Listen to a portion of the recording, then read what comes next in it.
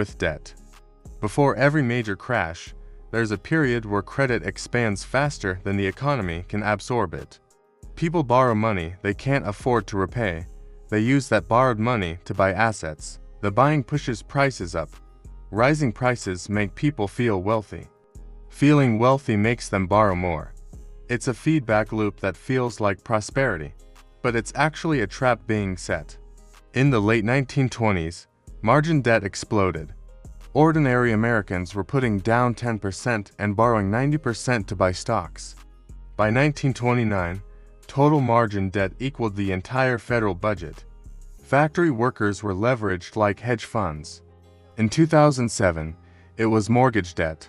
Banks created exotic instruments that let people buy homes with no money down. They packaged those mortgages into securities and sold them to pension funds. The leverage was hidden, but it was everywhere. In 2000, it was corporate debt. Companies with no profits borrowed billions to fund expansion. They used stock as collateral. When stock prices fell, the whole structure imploded. Now look at where we are today. Official margin debt sits around $750 billion, but that number is a lie. It only captures a fraction of the actual leverage in the system. Add in securities-based lending, where wealthy investors borrow against their portfolios, and you add another $800 billion. Add in the leverage embedded in options markets, where a small amount of money can control massive positions. And you add trillions more in notional exposure. Add in corporate debt, which has exploded to over $10 trillion, much of it used to buy back stock rather than build businesses. Add in government debt, which has crossed $34 trillion and requires interest payments larger than the defense budget. As a percentage of GDP, total debt in the American economy is now higher than it was in 1929, higher than 2008, higher than any point in recorded history. Stage 1 isn't just flashing red, it's on fire. Stage 2 is the concentration trap. Here's something they don't teach you in finance class.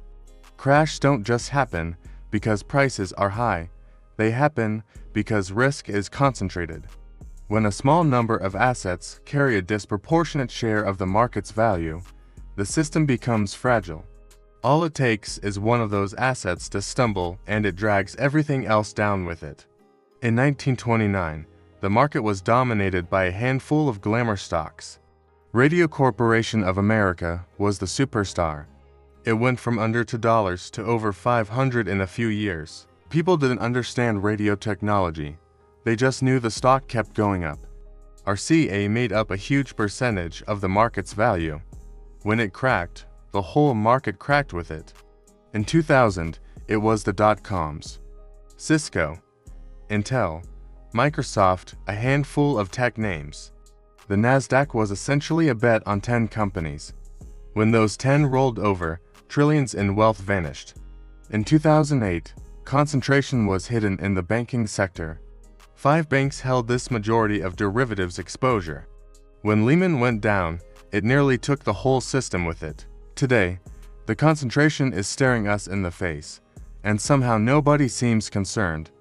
The top 7 stocks in the S&P 500 now account for over 30% of the entire index. At certain points this year, it's been closer to 35%. Think about what that means. When you buy an S&P 500 index fund, which is what sits in most 401 kiloseconds and retirement accounts, you're not really buying 500 companies.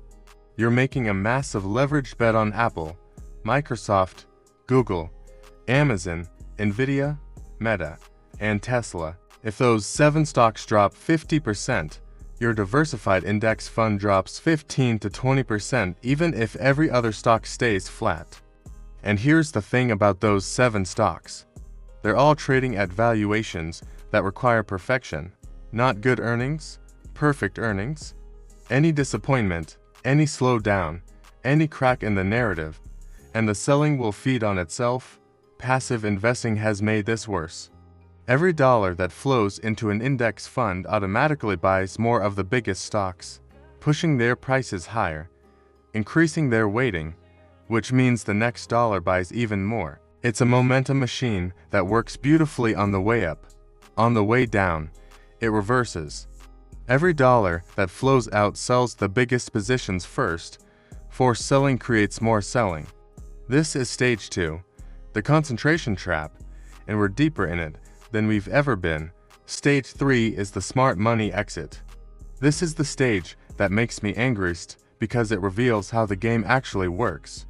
Before every major crash, there's a period where institutional investors, the banks, the hedge funds, the family offices, the billionaires quietly reduce their exposure. They sell their positions, they raise cash, they buy protection. They don't announce it. They don't warn anyone. In fact, their public statements often say the opposite. They tell you to stay invested. They tell you the fundamentals are strong. They tell you not to panic. And while they're saying that, they're heading for the exits. In 1929, the Morgans and the Rockefellers started liquidating in the summer, months before the October crash. Bernard Baruch, one of the richest men in America, was almost entirely in cash by September. Joseph Kennedy sold everything after his famous shoeshine boy conversation, but the real reason he sold was that he had connections to people who knew what was happening inside the banks. Regular Americans kept buying. They were the exit liquidity for the smart money. In 2007, hedge funds started shorting subprime mortgages a full year before the crash. Goldman Sachs famously bet against the same securities they were selling to clients. Executives at Countrywide and other mortgage lenders were dumping their personal stock while telling investors everything was fine. Regular Americans kept buying houses and bank stocks. They were the exit liquidity. Now, let's look at today. Corporate insider selling has reached levels we haven't seen in decades.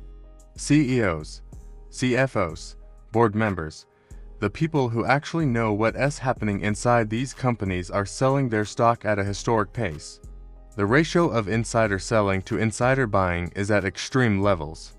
For every insider buying shares of their own company, multiple insiders are selling. Meanwhile, retail investors, regular people have been pouring money into the market. Robinhood accounts, 41K contributions, passive index flows, record amounts. The smart money is selling, the regular people are buying. This is not a coincidence. This is the pattern. This is how it works every single time. Stage 3 is flashing red. Stage 4 is the liquidity illusion. This is the sneakiest stage because everything still looks normal. Prices are stable or even rising. Trading volumes are healthy. Nothing seems wrong. But underneath the surface, the liquidity that supports the market is draining away. Liquidity is like oxygen for financial markets. When there's plenty of it, everything functions smoothly. Buyers and sellers can transact easily. Prices adjust gradually. Shocks get absorbed. When liquidity disappears, markets stop functioning. Prices don't adjust gradually, they gap. Small sell orders move prices by huge amounts. Feedback loops take over. The crash feeds on itself. In 1928 and 1929, the Federal Reserve raised interest rates and tightened monetary conditions. They were trying to cool off speculation. What they actually did was drain the liquidity that was supporting asset prices. For a while, nothing happened. When the market even kept rising, people thought the Fed's tightening didn't matter. Then October came, and when selling started, there was nobody on the other side. The bids just vanished. Stocks didn't decline. They went into free fall because there was literally no liquidity. In 2007 and 2008, the same thing happened. The Fed had been raising rates. Credit conditions were tightening. But the stock market stayed high. Housing prices stayed high. Everything seemed fine. Then Bear Stearns collapsed. Then Lehman. And suddenly everyone realized the liquidity was gone. The market dropped 50% in months. Now look at today. The Federal Reserve has raised interest rates at the fastest pace in more than 40 years. They've gone from 0 to over 5% in less than 2 years. They've been running quantitative tightening, pulling hundreds of billions of dollars out of the financial system, and yet the stock market is near all-time highs. People think this means the tightening doesn't matter. They think we've achieved a soft landing. They're wrong. The stress is already showing. In March 2023, 3 major banks failed in a single week. Silicon Valley Bank, Signature Bank, First Republic. These weren't small institutions. They failed because of a liquidity crisis caused by rising rates. The Fed had to step in with emergency lending programs. They essentially printed money to backstop the banking system while claiming they weren't doing a bailout. Those emergency programs are temporary patches. They don't fix the underlying problem, they just delay it. The Treasury market, the foundation of the entire global financial system, has been showing signs of stress.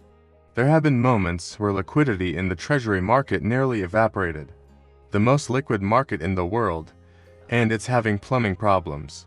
This is stage 4, the liquidity illusion. Everything looks calm on the surface. Underneath, the oxygen is being sucked out of the room. And that brings us to stage 5, the trigger. This is the one nobody can predict. And that's exactly what makes it so dangerous. Stage 5 is the event that turns a vulnerable market into a collapsing market. It's the match that lights the fuse. Here's what most people get wrong about triggers. They think the trigger causes the crash. It doesn't. The crash is caused by stages 1 through 4. The debt, the concentration, the smart money exit, the liquidity drain. Those create the conditions for collapse. The trigger just determines when. In 1929, the trigger was the Hatry case. Clarence Hatch was a British financier who got arrested for fraud in September. Nobody in America cared. It seemed irrelevant. But British banks had exposure to Hatchery. They had to raise cash, so they sold their American investments. That selling created more selling. Within weeks, the market was in free fall. A minor British fraud case triggered the Great Depression. Not because the fraud mattered, but because the system was so fragile that any shock would have done it. In 2008, the trigger was Lehman Brothers. But it could have been Bear Stearns, or AIG, or any number of other institutions. The system was primed to explode. Lehman was just the spark. So, what's the trigger going to be this time? I don't know. Nobody knows. That's the nature of triggers. It could be geopolitical, a real escalation in Taiwan, something unexpected in the Middle East, a miscalculation with Russia. It could be financial, a major hedge fund blowing up, a sovereign debt crisis in Europe or Asia, a derivatives accident. And remember, the derivatives market is over $600 trillion in notional value. One major counterparty failure could cascade through the entire system. It could be something in the banking system, more regional banks failing, a run on a major institution, a crisis in commercial real estate that takes down the lenders who financed it. It could be political, a constitutional crisis, a debt ceiling standoff that goes wrong, a loss of confidence in the dollar. Or it could be something nobody is talking about. That's usually how it works. The trigger is never the thing everyone is worried about. It's the thing nobody sees coming. What I do know is this: when stages 1 through 4 are all flashing red, the trigger usually arrives within 12 to 24 months. We've had 4 stages confirmed since late 2024. That puts the window somewhere in 2025 or 2026. Now, let me tell you what this doesn't mean. I'm not telling you the market is going to crash tomorrow. Timing is impossible. Markets can stay irrational longer than you can stay solvent. Anyone who tells you they know exactly when the crash is coming is lying. I'm also not telling you to sell everything and hide in a bunker. That's not a strategy. That's panic. What I am telling you is that the conditions which preceded every major crash in the last 100 years are present right now. All 5 stages are either active or imminent. This is not normal. This is not a drill. The question isn't whether you believe me. The question is what you're going to do with this information. Roger Babson didn't just predict the 1929 crash. He prepared for it. While everyone else was leveraged to the hilt, he held cash. While everyone else bought stocks at the top, he bought farmland and hard assets. When the crash came, he was positioned to survive and thrive. Irving Fisher, the genius economist who mocked Babson, lost everything. His fortune, his reputation, his legacy. He spent the rest of his life trying to recover and never did. The difference between them wasn't intelligence. Fisher was probably smarter. The difference was that Babson paid attention to the signals. He respected the pattern. He positioned himself for what was coming instead of what he wished would happen. You have the same choice right now. You can look at the data I just showed you and decide. It doesn't apply to you. Markets always recover eventually, right? This time could be different. Or you can ask yourself some uncomfortable questions. How much of your wealth is in the stock market right now? Not just your brokerage account, your retirement accounts, your pension if you have one, your home equity if you live in a bubble market. How much of that is concentrated in a handful of mega-cap tech stocks? How much of your financial security depends on prices staying where they are or going higher? If the market dropped 50% over the next 18 months, which is what happened in 2008, would you be okay? Would you lose your retirement? Would you have to delay your plans by a decade? I'm not telling you what to do.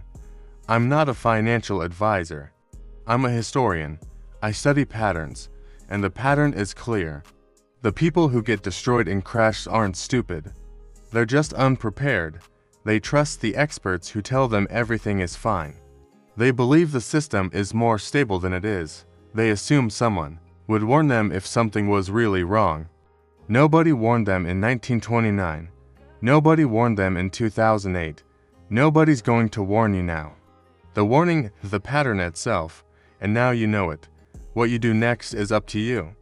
If this video helped you see something you didn't see before, subscribe and turn on notifications. I am going to be breaking down each of these 5 stages in more detail over the coming weeks, including the specific data points you can track yourself. Knowledge isn't power, applied knowledge is power. The crash of 1929 didn't have to destroy so many lives. The signals were there, the pattern was clear. People chose not to see it. Don't make the same choice.